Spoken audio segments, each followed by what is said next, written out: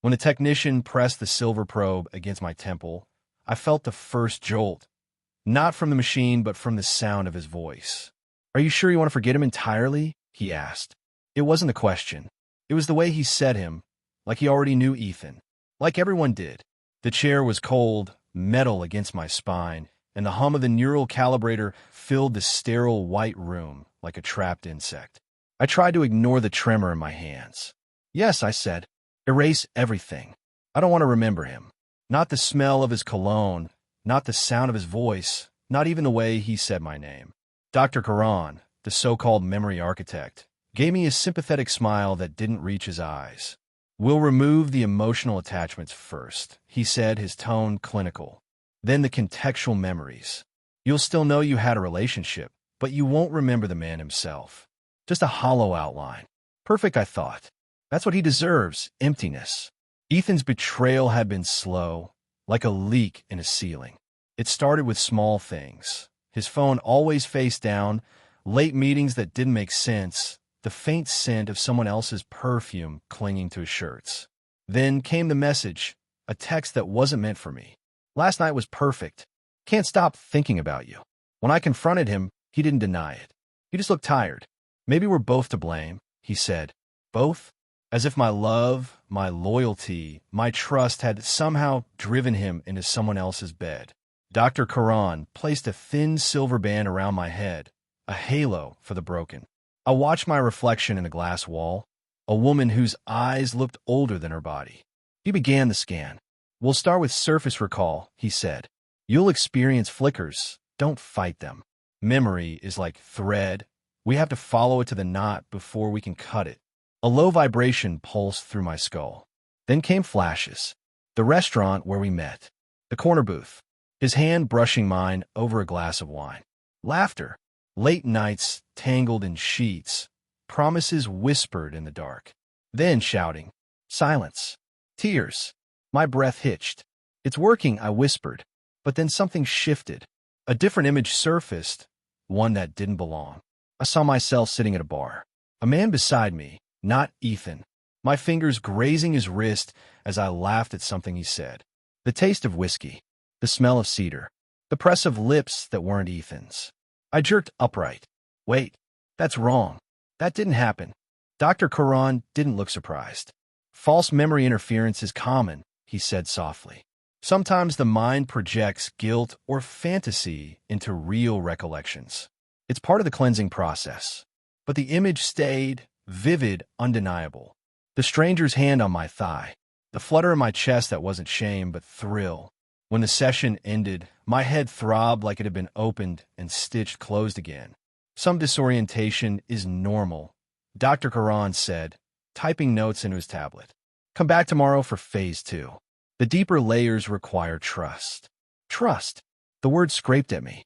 I walked out into the rain, clutching my coat. The city lights bled in puddles on the pavement. I couldn't shake the image. Who was that man? Why had I seen it so clearly? That night, I dug through my old messages, desperate to prove my mind wrong. But something was missing. Weeks of data wiped. Gaps in my photos. Holes in my own life. I didn't sleep. I couldn't.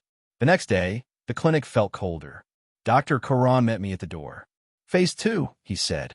"This is where we reach the emotional core, the origin of pain."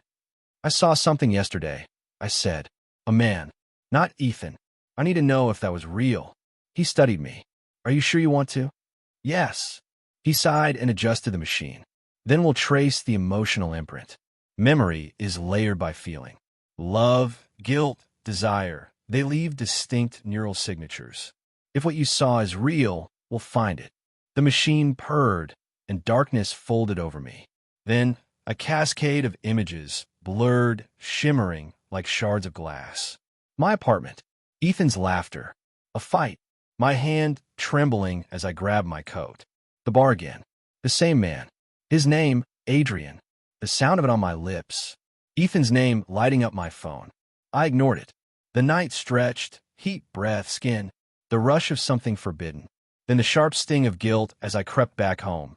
Ethan asleep on the couch, his face soft and unguarded. "Stop," I gasped. "Stop it, please." Dr. Karan's voice echoed distantly. This is your memory, Lila. Not his. My heart slammed against my ribs. No, Ethan cheated. I saw the messages. Are you certain? The images kept unraveling.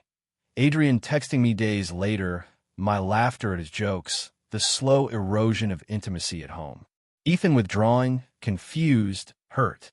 The late-night phone calls he made, desperate for connection. The woman who answered him, someone who listened when I no longer did. Oh God, I was the first crack. I was the one who broke it. When the machine powered down, the silence felt deafening. Dr. Karan watched me carefully. Do you understand now why we don't simply erase? Tears blur my vision. You could have warned me. I did. Memories aren't lies, Lila. They're mirrors. I pressed my palms to my eyes. My mind felt like a shattered film reel.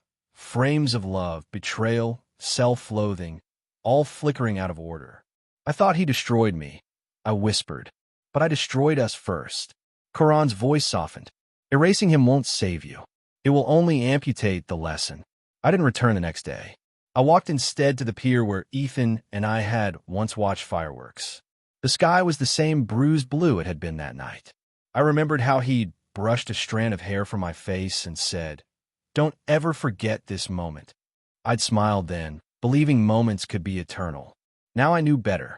I took out my phone, scrolling through the last photo of us. His arm around me, my smile practiced but convincing. I almost deleted it.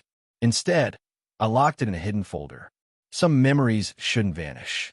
Some should stay, even when they hurt. Weeks later, I received a message from an unknown number. Dr. Karan said you didn't finish the process. I hope you're doing okay. It was Ethan. I stared at the text for a long time. The irony wasn't lost on me. He was reaching out because he had gone to the same clinic. He was erasing me. For a moment, I considered replying. To confess. To tell him everything. But what would that change? Instead, I typed, "Be sure you really want to forget." Then I deleted the message before sending it. The waves below the pier lapped against the wood, rhythmic and indifferent. I closed my eyes and let the wind sting my cheeks. I had gone to erase love and found guilt. He had gone to erase pain and would find nothing. In the end, maybe that was the cruelest symmetry of all. To lose each other twice. Once in betrayal, and once in forgetting.